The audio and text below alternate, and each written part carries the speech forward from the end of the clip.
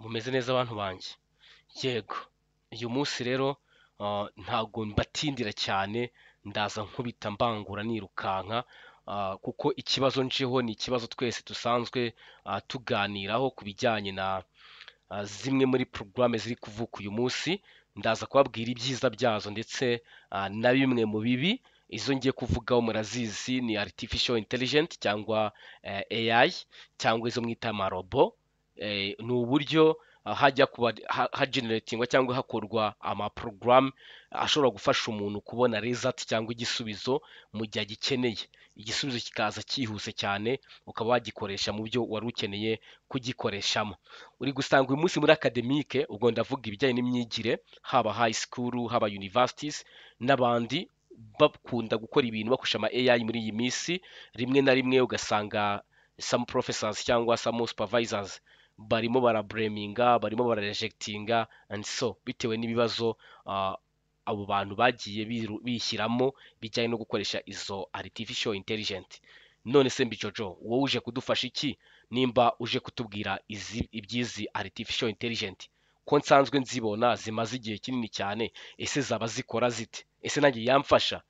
Wigira ikibazo, nibyo tugiye kuvugaho aka kanya. Uyu munota ndashaka kubasobanurira cyane kuri zimwe muri artificial intelligence zikoreshwa cyane, ariko hari n'izindi zirenzeho, ariko ndababwira mo popular. Iya mbere muzi cyane muri iyi minsi iri kubica bigacika ni DeepSeek, ijyana n'indi bita ChatGPT n'indi bita Google Gemini. Izo ni artificial intelligent eshatu ziri gutredinga cyane hanze ku buryo abantu benshi cyane bari gukoresha. Ndaza kukubwira uburyo zikoramo, icyo ni icya mbere, haba muri academic n'ubundi buryo buri sociale. Nkubwire zimwe mu ngaruka zabyo n'uburyo izo ngaruka warwana nazo kandi ugakomeza kuzikoresha. Ndumva aricyo kibazo tugiye kuganiraho kandi biraza kudufasha. Niyo mpamvu buri wese ugeze kuri n'umuyoboro w'YouTube channel agomba gutega amatwi, akicara, akiga, kugira ngo ejo bundi atazaba ari kwicuza kandi ibintu twarabivugiye ku karubanda aha bose babireba. Kandi kugira ngo ujye ubona video zacu ku gihe, igihe dushyizeho video uyibonere ako kanya ikigeraho uhite uba mu ba mbere bayirebye. Ntugacikwe no gukanda subscribe ndetse no gukanda inzogera yimenyekanisha kugira igihe cyose dushyizeho video ugibonera igihe. Iyo ufite ikibazo kandi ntugacikwe no gukanda subscribe, kwandika comment hano hasi kuri YouTube kugira ngo mu bibazo bizakurikira tuze tugufasha gusobanukirwa no gusubizwa ku kibazo cyawe. Twagiye rero, tega amaso, tega amatwi, wicare tugendana akantu ku kandi. Aha rero kuri artificial intelligent ni uburyo nyine nababwiye dukoresha izi AI kugira ngo ziduhe bimwe mu bisubizo. Mbijojo, waduhaye urugero se? Nirwo rwa mbere ndaheraho. Ese ni nk'ikihe kintu ukunda kwibaza cyane ukabura igisubizo? Reka njye nkibabwira ikintu abantu bakunda kumbaza kuri social media iyo turi muri consultancy, cyane cyane za education. Umwana wa mbere yarampamagaye ati Salam Mbijojo, ati Salam, amakuru ni meza. None se mani, narindi gusoma itangazo rya scholarship nsangamo bari kumbaza ikintu cya study plan. Ese study plan ni iki? Ndayikora gute? Waba uyifite ngo unyereke? Nibyo bibazo abantu bari kumbaza. Mugenzi wanjye namusobanura avuga ati study plan ni inyandiko ukora nka thesis cyangwa nk'ubusobanuro uri gutanga muri text, usobanura impamvu wahisemo kwiga porogaramu runaka n'impamvu ushaka kwiga mu cyo gihugu runaka ushaka kwigamo iyo porogaramu, n'icyo porogaramu izagufasha, kandi wibande cyane refer to experience na qualification zawe wari usanzwe ufite, noneho ugaragaza ibyo uziyongeramo n'icyo uzafasha rubanda, cyane cyane nimba ari abroad. Nyabuneka ibuka kugaragaza neza ko igihugu cyawe gikeneye izo skills kandi uzagira uruhare kubishyira mu bikorwa nugaruka, kugira ngo umuntu uri no kugufata abone ko ufite no kuzagaruka mu gihugu cyawe, kuko no muri interview niko biba bimeze. Okay, iyo study plan rero uyikore gutyo, ukora amaparagrafe usobanure ibyo bintu. Ishobora kuba page imwe itarenze page ebyiri, nkayimubwira gutyo akaba yayikora. Undi nkamubwira ati I have document I can share you, then you check, you also you make adjustment, you make yours, then you submit it. Urareba iyo document yanjye ngiye kuguha, then check through, after ukora iyawe noneho uyisabumiting. Ariko hano hari akantu keza cyane muri zimwe zimwe za AI zidufasha. Ese nkawe academicians cyangwa wowe professors cyangwa wowe supervisors usapotinga abana cyangwa undi munyeshuri wawe kugira ngo agere ahagera muri research, ese waba wemera izi artificial intelligent? Ese nimba utazemera wowe, ni iki cyatuma wumva zitagomba gukora? Ese niba zigomba gukora, ni ubuhe buryo bwiza zagakozemo kugira ngo nibura zitange support, ariko uwo zihaye support nawe agira uruhare muri development? Mbese ntaba ari umuntu wo kwicara ngo ahereze artificial intelligent gusa, ahubwo supporting that programs, namara kuzisapotinga nawe agira ubumenyi, nayo imuhe ubumenyi. Nkawe academicians wabikora gute kugira ngo ibi bintu bizagerweho kandi bigende neza? Niyo mpamvu tugomba gutangwa muri comment, wabyandikamo ukatubwira uburyo wowe wumva artificial intelligent yakora, kandi users cyangwa abayikoresha bakaba baguma kuri standard y'ubumenyi bwabo, kandi nayo ikabafasha ku developing ubumenyi bwabo. Icyo turagikeneye. Njyewe mbicoca aka kanya nkubwira, iyo tugiye gukoresha ama AI twibuka neza ko icyo twita plagiarism ari zero tolerance during supervision. Mu gihe abantu bari gusupervisinga kenshi, icyo twita plagiarism cyangwa copyright ni zero tolerance. Abantu benshi cyane nyine bahita bayiguhanira ako kanya. Nimba ngiye kwandika nka personal statement cyangwa study plan n'izindi document ziri academic, nibuka icyo kintu ko plagiarism itemewe. Ariko kugira ngo ibi bintu byirinde babigenza gute? First of all, uramanza ugatekereza icyo ugiye gukora, ni study plan, ariko ufiteho ide, mbese igitekerezo. Ntabwo uri zero yo kuba wamenya icyo study plan izagufasha. Study plan cyambere na mbere igomba kugufasha kumenya impamvu ugiye guhitamo isomo runaka, kumenya impamvu uziga mu gihugu runaka, kumenya ikizagufasha, icyo bizagufasha nurangiza iryo somo runaka, n'icyo bizafasha igihugu cyawe urimo. Iyo ni study plan, urumva ko uyizi. Nimba uyizi rero, kugira ngo bize gukorohera plagiarism igabanyuke, ni uko ugomba kuza hano muri chat ya ChatGPT, warangiza ukandikamo ikibazo ushaka kuyiha ngo igufashe. The first of all, nicyo ukeneye ni study plan. Ndayitangira nandike study plan,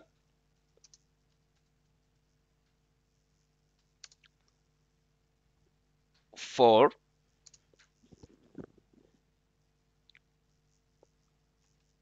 applying Masters of Project Management, turi kumwe, at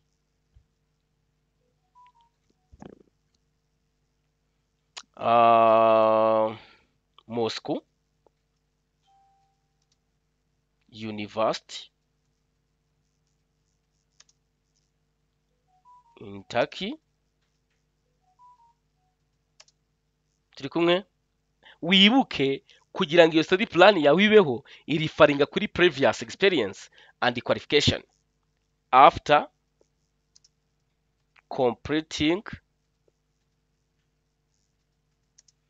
my Bachelor of Education and working with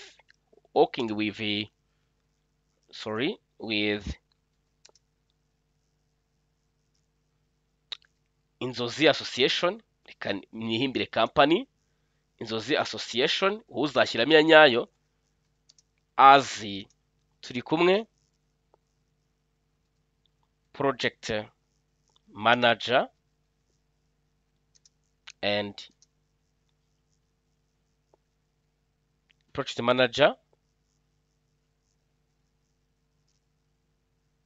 to implement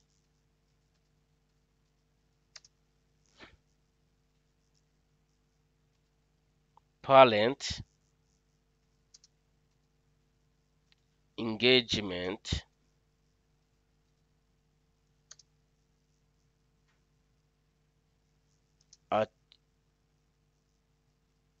at school.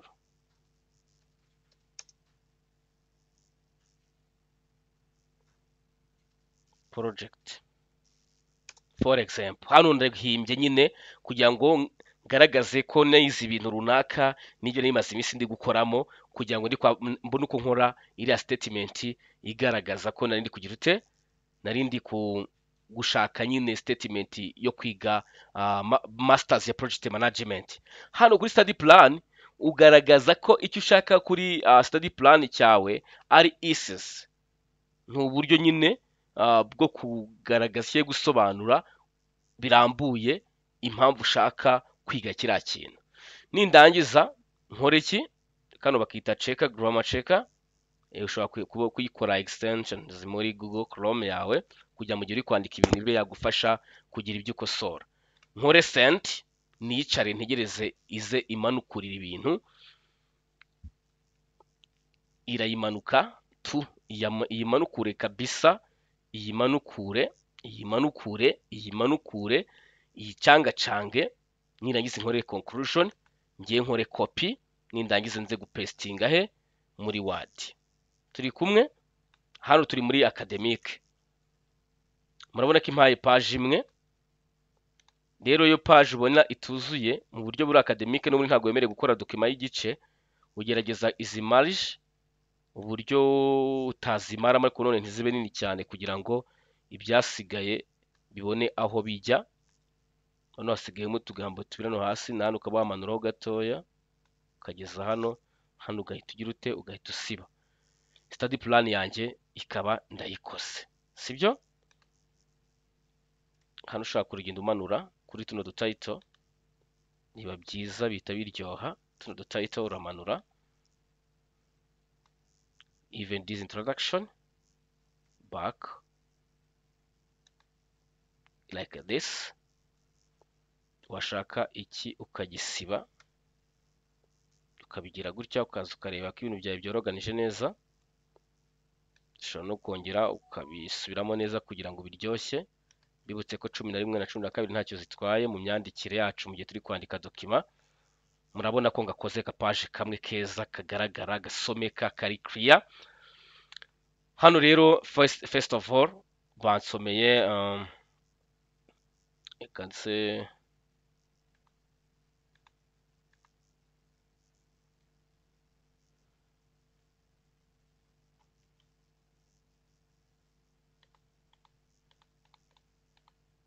nkuwagrandisa.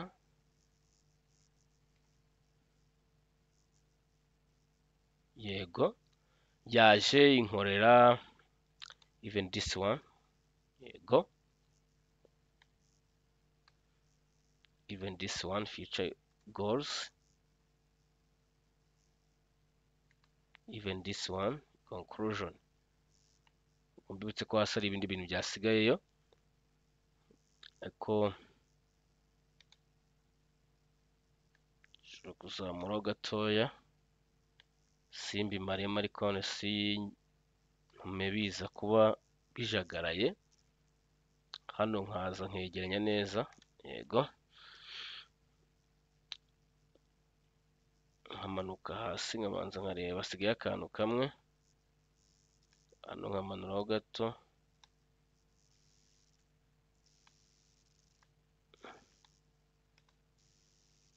hano nkegezayo akantu gatoya tayari, sibyo? Yego, yatangiye mbwira aho nize, iramanuka igaragaza muri undergraduate studies ibyo nize.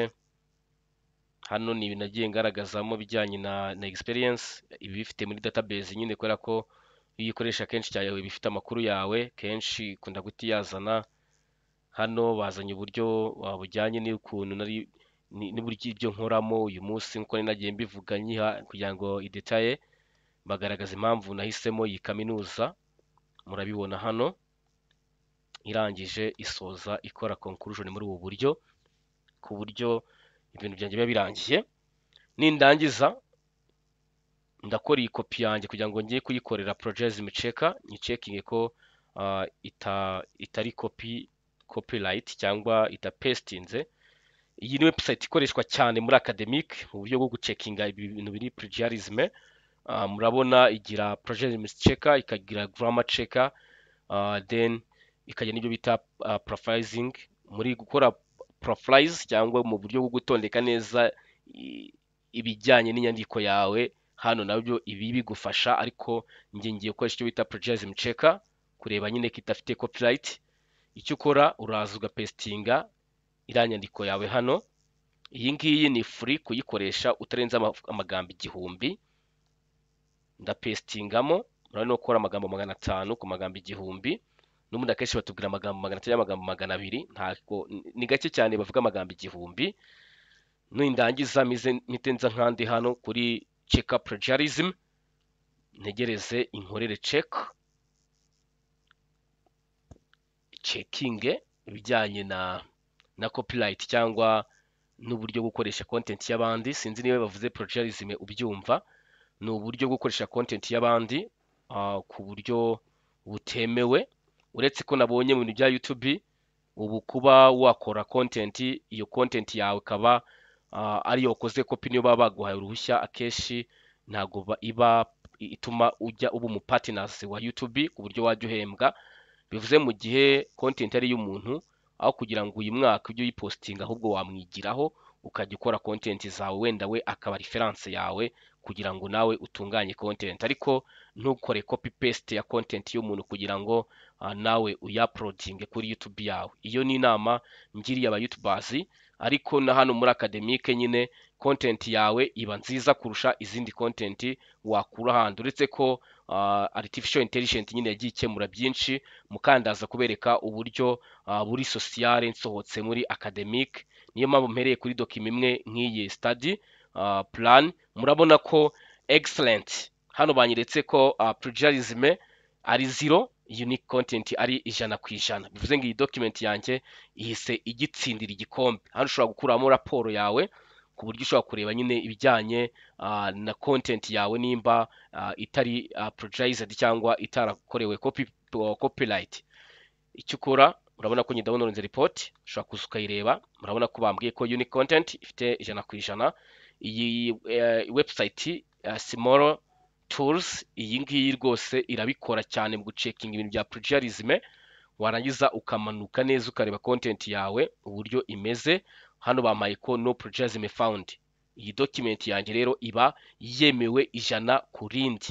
Bivuye ngo igihe ugiye gukora izi document nkuko wabibonye ukuntu abigenje, ndi gukoresha OpenAI cyangwa iyi ChatGPT, nibanze cyane hano ndahagaruka, nibanze kugaragaza ibijyanye n'amasomo nize, ibi bya experience n'ibyo nshaka kwiga. Bivuze ngo ntabwo yo yitekereje yonyine ngibime ibikubite hari ibime gusa, ahubwo nanjye nayifashije kuba yamaze real datas.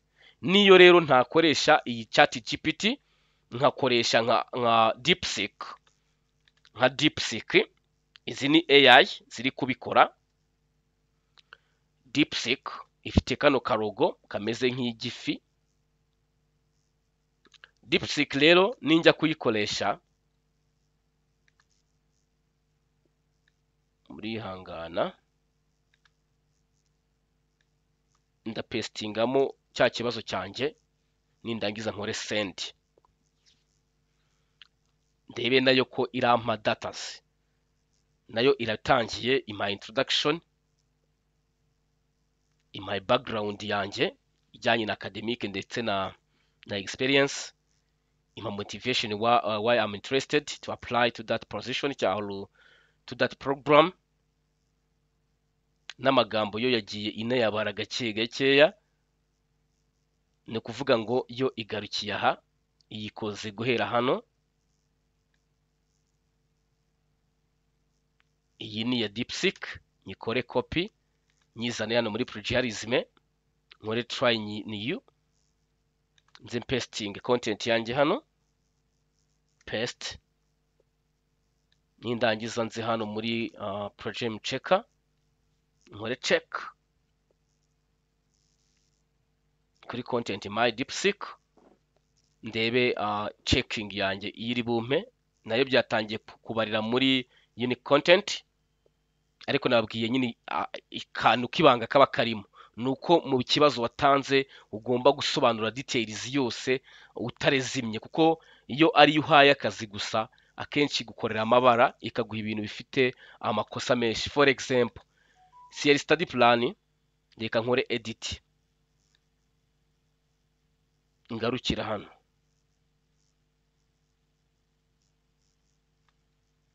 nandike ko ari study plan yo kwa Applying Masters Project Management muri Moscow, nkore send. Bya bindi by'amashuri mbikuyemo, nyihaye iki, nyihaye ibijyanye, hano iracyafite data zanjye, reka nkore logout, sibyo? Kuko niba ifite data zanjye ibiri gusoma data nagiye nyiha nanjye, kandi ibyo ntashaka, ntabwo nshaka ikomeza gusoma data zanjye. Murihangana, ndandikamo hano study plan,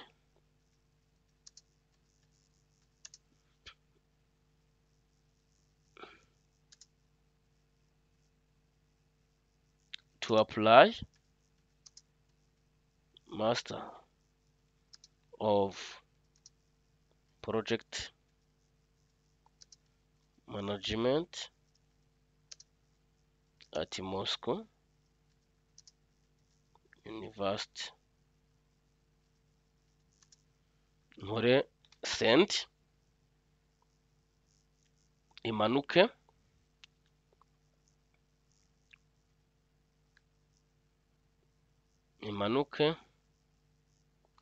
nkore copy, nze hano muri, urabona ko yabonye 93% ya unique content. Iyi ni imwe ya mbere nari nyihaye nkoreshe muri DeepSeek. Nze hano nkore paste, then nkore check plagiarism. Sorry, hari capture 3 yabaye successful. Checking plagiarism, itangira ibare unique 12, ndi kuzamuka 21,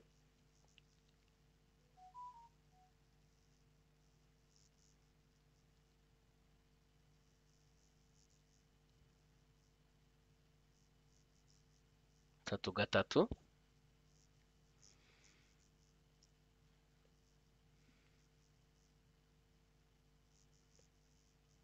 hangane turebe, hari amakuru nayimye nka kaminuza nizemo, experience yanjye, ibyo nize ntago nayibihaye. Irankura content, irasabwa ko iyo content nyisubiramo nka editinga, kuko iyo content hari amakuru ababura muri iyo content, bisaba ngo uyikorere edit. Ndabona itarandega plagiarism content yose iracyari unique.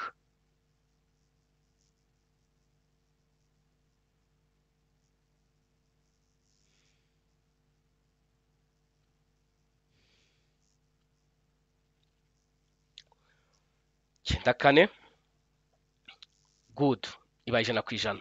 Ibanga rero nk'ukuri kuryumva niryo kuba uzi ibintu ugiye kwandika cyangwa gutanga muri OpenAI cyangwa mu zindi artificial intelligence. Nkiri hano rero ho gucekinga ama plagiarism cyangwa uburyo bwo gukora copyright ya content, ndahita nihuta cyane ngiye kuri social, akamaro k'izi artificial intelligence ku buryo buri social, tuvuye mu academicians, bantu bakora ibikorwa by'academic. Inama nongere yibabwire nuko igihe cyose uri mu academic ugomba kwihatira gutanga ubusobanuro burambuye mu gihe giye kubaza AI kugira ngo iguhe data nziza kandi zizira uburyo bwa copyright cyangwa kwa plagiarism. Rero ku bantu bari muri social, tuvuye muri academic, ubwo ni ubundi buzima busanzwe, mbere na mbere turamenya ngo ubuzima busanzwe agiye gukoramo n'ubuhe. Murabizi ko maze iminsi ndi kuvuga ngo zino AI cyangwa artificial intelligence zigiye kwafekta cyane generation tugiye kujyamo, tutibagiwe n'iyi ngiyi turimo, kuko yamaze no kuba atake cyane cyane mu bijyanye n'ibintu artificial iba iri gukora hanze.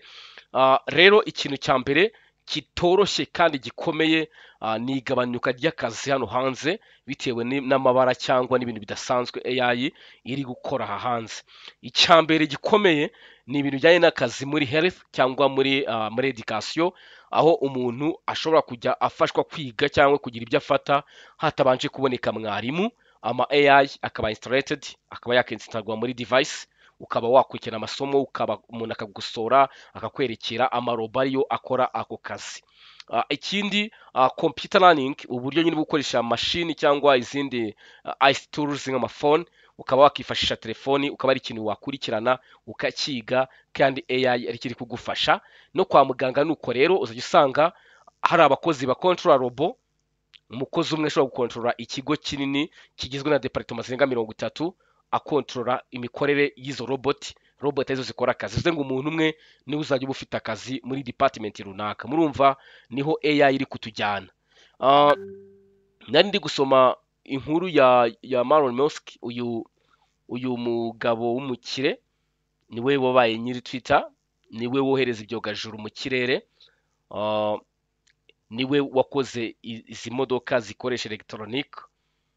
Murumva ko nyine niwe uyu munota uri kuzamuka cyane.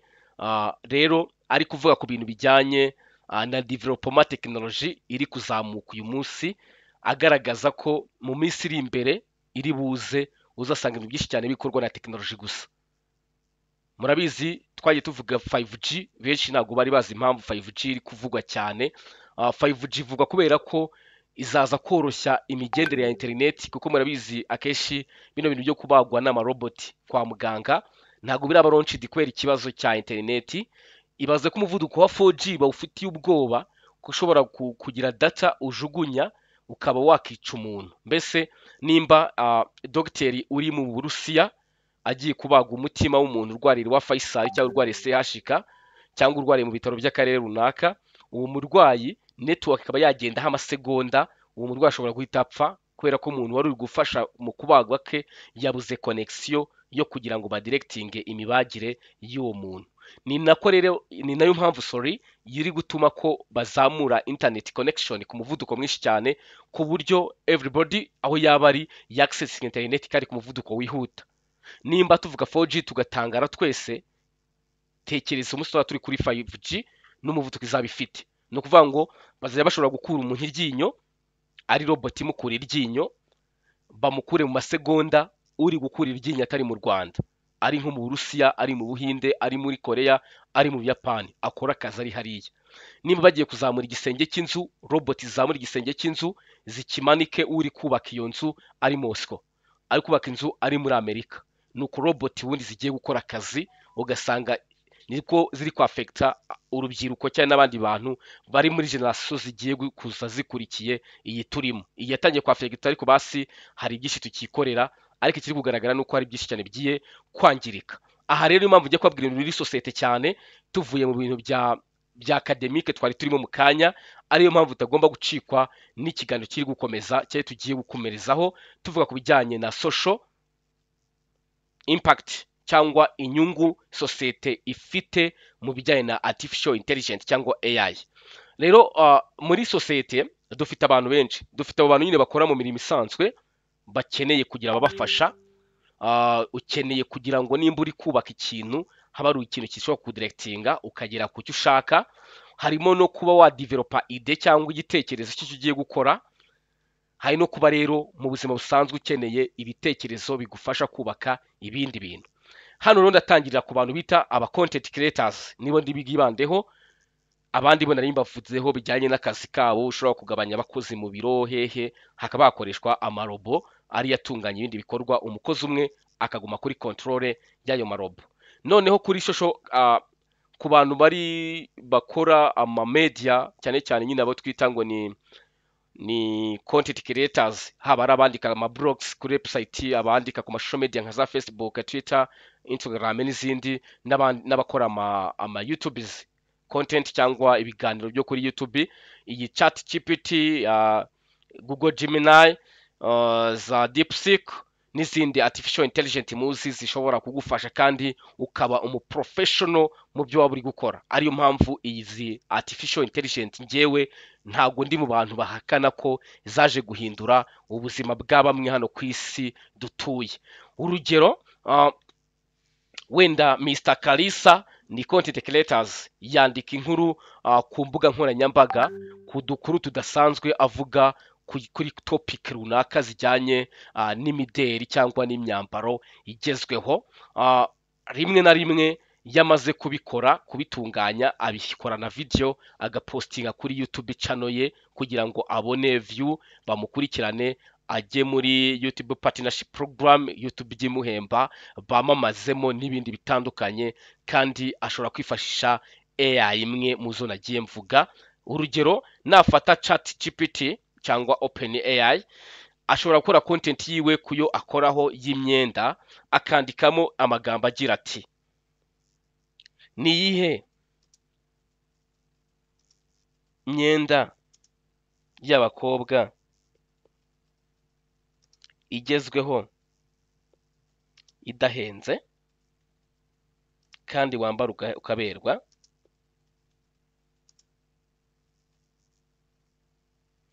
Namara kubyandika akore search. Turi kumwe?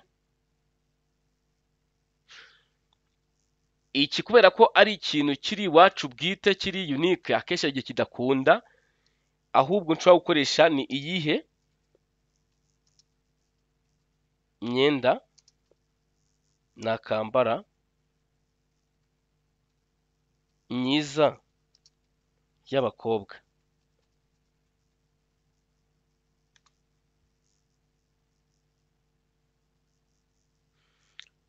Content y'imyenda ishobora wenda kudakunda neza, reka mbahe content zikunda cyane kuko ziba ziri global cyane. Nk'ibiribwa, ngiye gukora content nzajya postinga kuri Twitter yanjye, kuri IG yanjye, kuri TikTok yanjye, kuri Facebook yanjye no kuri YouTube yanjye na creatinze. Wenda YouTube yanjye cyangwa TikTok yanjye nzayita imikurire. Yego, reka twite ku buzima bwacu, reka ariko nyite, cyangwa nyite ubuzima bwacu. Iyo ni title cyangwa izina rya social media yacu dukoresha, ni Facebook, ni Twitter, ni IG, ni TikTok cyangwa ni YouTube.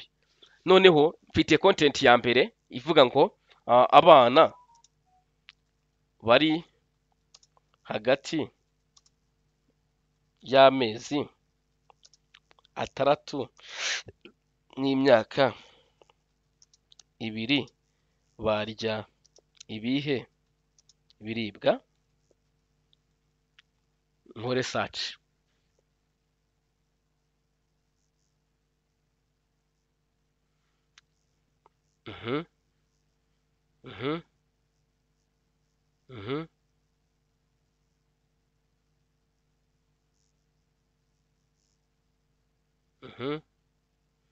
Hano bankoreye aga topics kavuga ku mirire. Baravuga ngo abana bari hagati y'amezi 6 n'imyaka 2 muri icyo gihe bagira intambwe zikomeye mu mikurire yabo, ndetse bagomba kurya ibiribwa bitandukanye kugira ngo bagire ubuzima bwiza. Muri icyo kigero cy'imyaka, abana batangira kwinjira mu mirire itandukanye nyuma yo kuva mu mirire y'ibinyobwa gusa, nk'amata cyangwa kurya ibiryo byoroshye byabugenewe. Ibihe biryo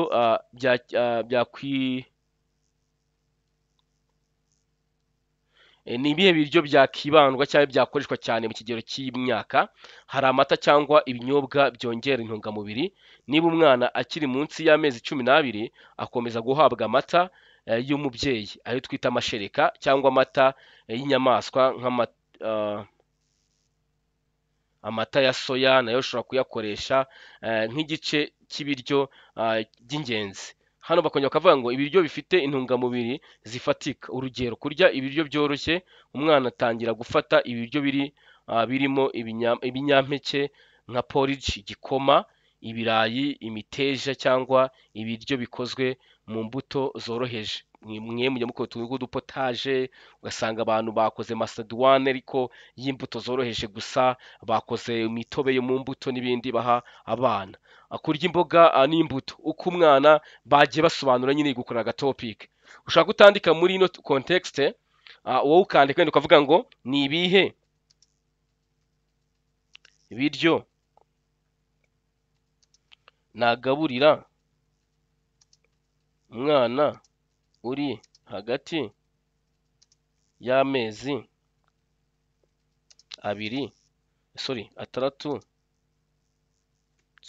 atandatu n'imyaka 2, nkakora search, nkategereza ikampa resultat nyine.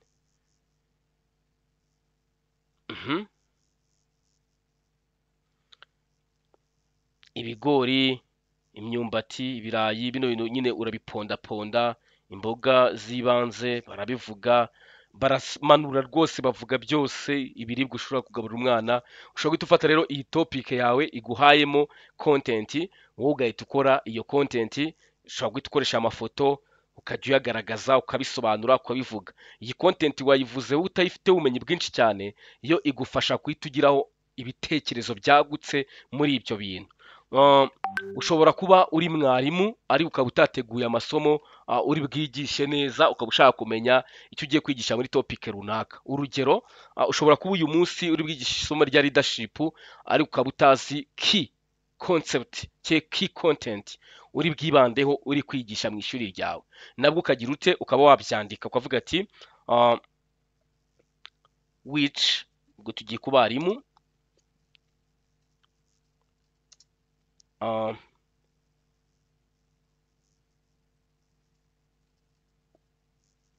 which main objectives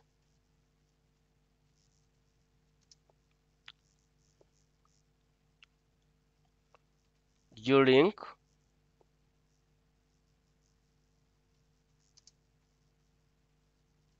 teaching my course of leadership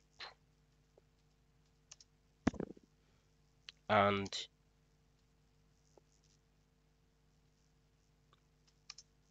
main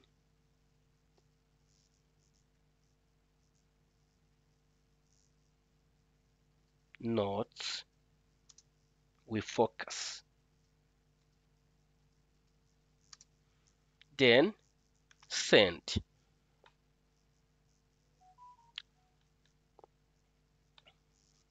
Tegereza. Hano icyane cya mbere ugomba kumenya ko ugomba kwigamo leadership theory, ukamenya personal leadership skills, develop personal leadership skills, ukaza kumenya ko ugomba kumenya forced communication and teamwork, bakamenya problem solving and conflict resolution, bakamenya ethical and so. Urabona ko imanje kubigukorera. Noneho keynotes ugomba kufokasingaho, ikazikubwira, warangiza ukajya mu ishuri ryawe umaze guhuza datas muri zimwe muri idea cyangwa mu bitekerezo ya AI cyangwa artificial intelligence yaguhaye muri development. Ni ukuvuga ngo rero ntabwo uyikoresha kubera ko uri umuswa, ahubwo uyikoresha kugira ngo igufashe muri development y'ibyo usanzwe ufite. Benshi cyane bazi ko abantu bakoresha ama AI cyangwa ama artificial intelligence aba ari abaswa. Ntabwo ari abaswa, ahubwo ni abahanga bashaka gufatanya n'aho isi igeze kugira ngo bagure ibyo bafite. Njya nkura n'abantu bakora mu bigo bimwe na bimwe, cyane cyane ama NGO, international organization, zibwira abantu ngo uri hano for career development, uri hano kugira ngo career yawe ibe developed. After that you will get more job, the best one.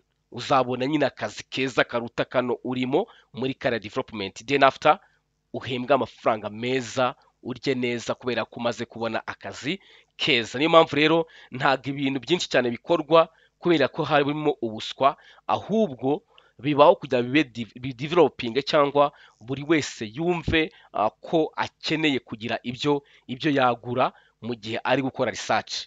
Ndabyibuka tugira muri kaminuza, baratubwiye ngo university cyangwa higher education not refer to teaching and learning only but also refer to research based. Ni ukuvuga ngo iyo ugiye kwiga kaminuza ntabwo uba ugiye kwicara imbere ya mwarimu gusa, ahubwo ugomba kumenya ko ugiye kudevelopinga ubushakashatsi bwawe, kwagura ubumenyi bwawe n'ibindi. Niyo mpamvu rero iyo dukoresha izi artificial intelligent ntabwo ari uko uba uri umuswa, ahubwo ni uko uba ushaka ko igufasha muri development y'ibyo ugiye gukora.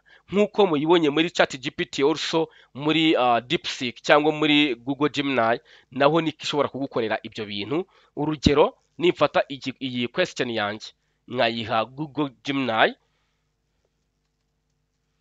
nkayibiha, ndaza ninjire muri Google. Iyi ni robot ya Google, nababwiye ko yabaye developed na Google. Ndapestingamo ikibazo cyanjye, nindagiza nkore search cyangwa nkore send kugira ngo impereze ati. Murabona ko nabo bahise bampa ibindi bintu, harimo self awareness, harimo communication skills, harimo building strong relationship, harimo improving decision making, harimo cultivating strategic thinking, harimo driving team performance, harimo managing and so. Izi ni idea ihaye mwarimu ugiye kwigisha isomo rya leadership, noneho akuriraho nawe akora details cyangwa arambura ibijyanye na rya somo rya leadership agiye kwigisha. Ibi rero ntabwo ari ibintu wakwiye kumva ko ari bibi cyane imbere yawe, ahubwo ni ukumva ko bigomba gufasha umuntu kuba develope cyane cyangwa kugira ibyo akora birambuye. Rero haba mwebwe aba YouTubers cyangwa aba content creators, gukoresha zino artificial intelligent ni very important, kubera ko igufasha mu kudevelopinga idea cyangwa igitekerezo cyawe ugiye gukoraho. Icya kabiri, igufasha kuba wagira ukubyubaka. Murabizi hari indi AI bita InVideo AI, igufasha gufata content ikayigira video, ikaba yagukorera indirimbo cyangwa ikaba yagukorera ikiganiro wayihaye script gusa. Nzaza nabyo mbibafashemo, mumenye uburyo umuntu ashobora gufata script ntoya akayiha AI ikaba yamukoreramo inkuru inavuga mu cyongereza mu gifaransa, then iyo nkuru akaba yayipostinga, ikaba yanakomeza kudevelopinga content zaba kuri TikTok, haba kuri YouTube n'izindi mbuga ushobora gukoresha.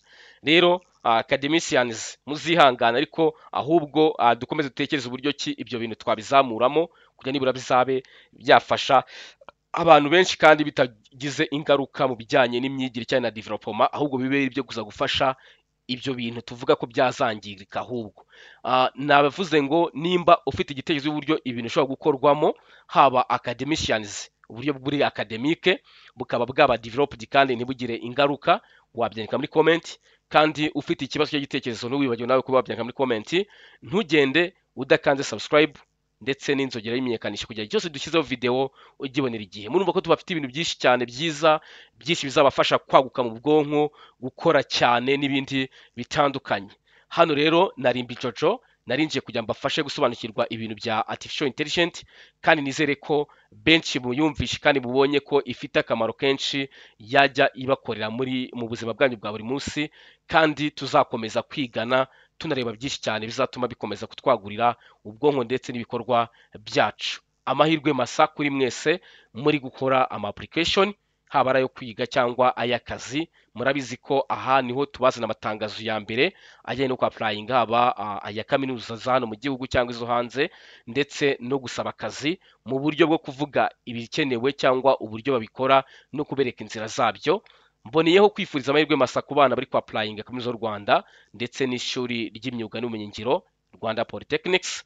Rwose amahirwe masa, kandi uramutse ufite imbogamizi cyangwa uburyo ukeneyemo support, ntutinde kuba watwandikira kuri nimero ubona ku screen y'iyi video kugira ngo tube twagufasha. Mbibutse ko na ya scholarship twavuze mu minsi yashize ya America Fulbright igeze kure cyane, irabura hafi 2 weeks gusa cyangwa ibyumweru 2 gusa ikaba irarangiye. Niyo mpamvu rero nimba ufite gahunda, sura urubuga rwa Ambasade ya Amerika mu Rwanda, ujye ahajya opportunity cyangwa scholarship, ujye kureba Fulbright ube wakora application. Ukeneye ko tugufasha nabyo uratwandikira inbox tukaba twagufasha gukora application. Fulbright ni kuri masters gusa, ariko UR ni abajyanye na bachelor degree, bari kwa apply kuri medicine ndetse na dental na surgery n'abari kwapurayinga muri Rwanda Polytechnics mu bijyanye n'amasomo yose atangirwa mu ishuri rikuru ry'imyuga n'ubumenyingiro rya hano mu Rwanda ryitwa Rwanda Polytechnics. Bonne chance kandi we are here to support you. Tuba duhari kugira ngo tube twabafasha. Ukeneye ubufasha, nimero hano kuri screen irahari rwose, ni uguhita tugufasha, uratwandikira tukakubwira ibisabwa ukabiduha tukagufasha. N'abantu bafitemo ibibazo mu makonti ya za Mifotra n'ibindi, turahari rwose igihe dukorane tube twabafasha kugira ngo ibibazo bimwe na bimwe bikemuke kandi bikomeze kubongerera amahirwe yo gushobora kuba mwagera ku rundi rwego rwo guhembwa cyangwa rwo kwiga kugira ngo iterambere ryanyu rikomeze kwaguka. Rero ntago nasoza, murabizi cyane ko mbakunda kubaha amakuru menshi cyane, bafite udushya twinshi cyane, ariko ndabizi ko video azakurikira azaryoshye cyane kurusha aya ngaya. Turi kumwe kandi mukomeze mugubwe neza, Imana ijye ibana namwe mu byo mukora byose, haba uyu munsi, haba ejo ndetse n'ahazaza n'imiryango yanyu.